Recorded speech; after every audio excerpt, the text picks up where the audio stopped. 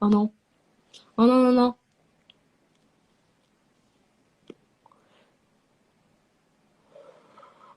Enfin bref, je continue.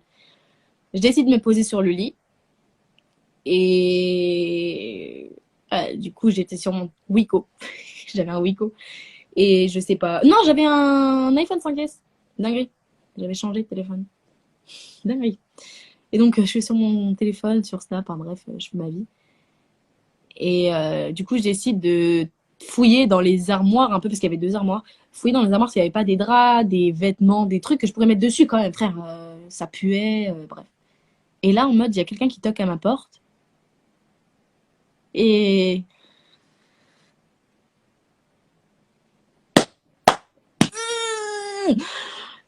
ça me fout les glandes. Il y a quelqu'un qui toque à ma porte. J'ouvre.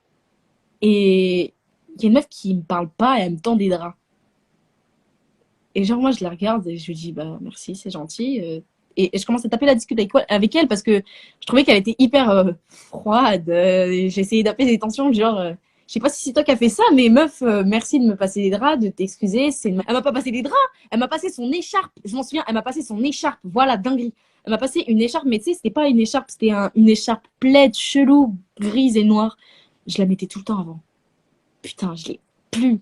Sa mère. C'était un espèce de plaid, écharpe, chelou. Enfin bref, vous voyez, en hiver, il y a plein de meufs qui mettent ça à chaque fois. Et du coup, voilà, elle me passe ça et du coup, bah, je lui dis merci, c'est gentil. Et elle se casse. Elle se casse. Genre, enfin, juste avant, elle a dit deux, trois trucs, ou je sais pas si elle a parlé ou pas, je sais plus, mais en tout cas, elle était très, très froide et très discrète. Et en mode, après, elle s'est cassée. C'était très, très court. Mais franchement, ce jour-là, je vous jure que j'ai senti un truc. Je me suis dit, ah ouais, putain. Je me suis sentie euh, en danger ou tu sais en mode elle était malsaine, non juste je j'arrivais pas à la cerner alors que je cernais tout le monde à chaque fois et ça me plaisait sa mère en mode tu savais pas quoi y penser, enfin quoi penser de ce qu'elle de son action, tu savais pas si c'était gentil ou juste genre de la bienveillance ou même genre juste parce que c'est sa logique, j'en sais rien et j'avais envie de savoir et du coup je savais pas son prénom, je savais pas son âge, je savais rien. Et du coup, j'ai pas essayé de comprendre.